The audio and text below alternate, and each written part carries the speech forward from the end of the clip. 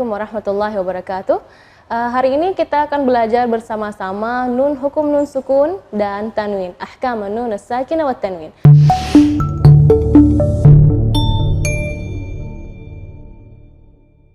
Hukum nun sukun dan tanwin ini seringkali kita lihat atau ketika kita mengaji pasti banyak sekali ya. Nun sukun ini istimewa sekali ketika dia ketemu dengan 28 huruf hijaiyah. Ketika nun sukun atau tanwin ketemu dengan 28 huruf hijaiyah ini ada 4 hukum tajwid yang perlu kita semua ini tahu atau belajar. Yang pertama adalah idhar, yang kedua idgham, yang ketiga iqlab, yang keempat adalah ikhfa. Nah, insyaallah kita hari ini akan membahas satu persatu tentang ahkam nun sakinah wa tanwin. Kita mulai yang pertama tentang al-idhar. Idhar itu apa sih? Idhar itu dari namanya idhar jelas ya. Jadi ketika melafalkan huruf nun sukun atau di tanwin, kita bacanya nunnya dengan jelas. Nah, kapan kita bacanya jelas? Ketika dia ketemu dengan 6 huruf hijaiyah. 6 huruf hijaiyah ini apa? Hamzah dengan ha, ain dengan ha, ghain dengan kha. Dan itu semua huruf tenggorokan. Maka ada yang mengatakan, nah itu idhar namanya idhar halqi. Nah, idhar yang huruf-hurufnya keluar dari tenggorokan. Hamzah dan ha, ain dan ha, dan ghain dengan kha. Kita kasih contoh misalnya dari kalimat dari hamzah misalnya. Man amana, nun sukun ketemu dengan hamzah, maka bacanya nunnya yang jelas. Man amana, bukan man amana, bukan. Man amana. Seperti itu cara membacanya. Atau misalnya tanwin, aliman hakima. Tanwin ketemu dengan ha, aliman hakima. Atau misalnya di kha, al-munkhaniqah. Al-munkhaniqah, nunnya yang jelas. Huruf berikutnya atau hukum berikutnya adalah hukum idgham. Hukum idgham ini apa artinya? Hukum idgham ini adalah ketika melafalkan idgham ini adalah dua huruf yang sama atau dua huruf ada kesamaannya, dia bergabung menjadi satu huruf. Contoh misalnya mimma. Kalau asalnya mimma ya. Mimma, ketika digabung mimma, jadi nunnya tidak kelihatan. Di hukum idgham ini pun ada dua uraian, ada idgham bi gunnah, ada idgham bila gunnah.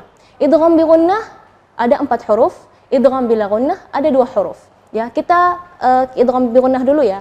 Idgham bi gunnah ini 4 huruf dalam kalimat yanmu. Ya, yanmu itu dalam bahasa Arab berarti tumbuh. Nah, yanmu, ya, nun, mim, waw. Nah, jadi ketika nun sukun ketemu dengan 4 huruf ini, dia ada gunnahnya. May ya'mal ya. May ya'mal ya. Nunnya tidak jelas tapi ada suara dengung gunnahnya. May. Jadi itu namanya idgham. May ya'mal. Atau misalnya kita seperti tadi contoh tadi mimma seperti itu. Jadi ini adalah idgham bi gunnah. Yang kedua adalah idgham bila gunnah, tidak ada dengung ya. Jadi misalnya contoh ya, wa mallam ya. Kalimat atau contohnya adalah wa mallam, nun sukun man, terus ketemu dengan huruf lam di kalimat yang kedua, lam huruf la, wa mallam dengan wa man lam.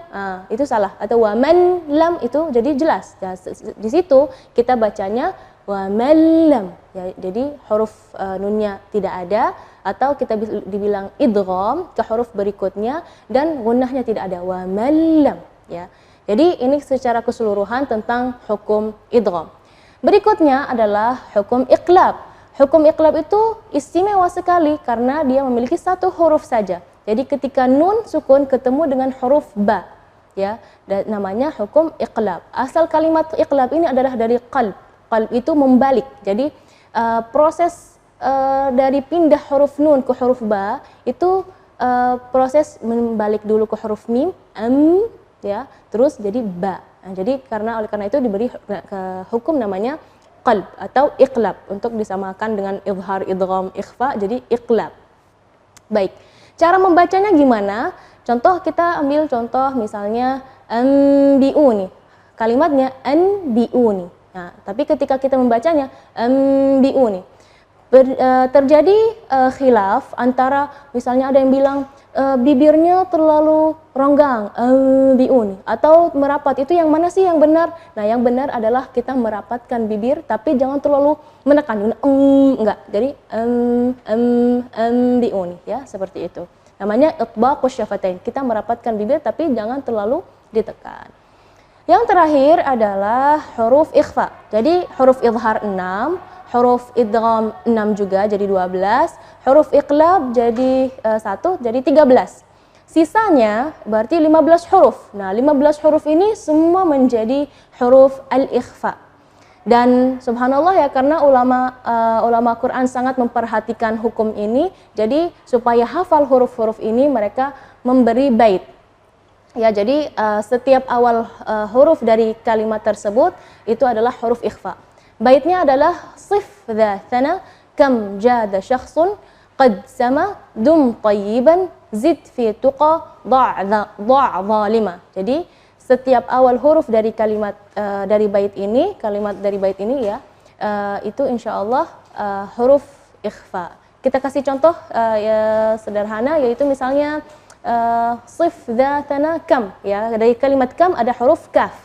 Nah, kita kasih contoh misalnya minkum. Jangan minkum, ya, jangan dijelaskan, tapi minkum. Jadi nun itu sembunyi, ikhfa itu sembunyi. Jadi ikhfa itu nun sukunnya seperti sembunyi sebelum huruf ikhfa. Jadi minkum. Atau misalnya kita sif dzathana kam jada syakhsun qad sama, misalnya zid fi tuqa, kalimat tuqa. Kita ambil huruf ta, awal kalimat tuqa adalah huruf ta. Maka ketika membaca huruf ta, ketika hukum ikhfa, kuntum, ya, jangan kuntum atau kuntum, itu jadi idhar. Jadi kuntum tipis, ya, gunnahnya tipis. Mudah-mudahan apa yang kita pelajari hari ini tentang hukum nun sukun dan tanwin bisa manfaat, dan juga kita ketika kita mengaji kita harus misalnya, oh ini ada nun sukun, setelahnya huruf apa ya. Nah, nanti kita di situ kita insya Allah lebih bisa mempraktek dan bisa lebih memahami hukum nun sukun dan tanwin. Mudah-mudahan berkah dan manfaat. Wassalamualaikum warahmatullahi wabarakatuh.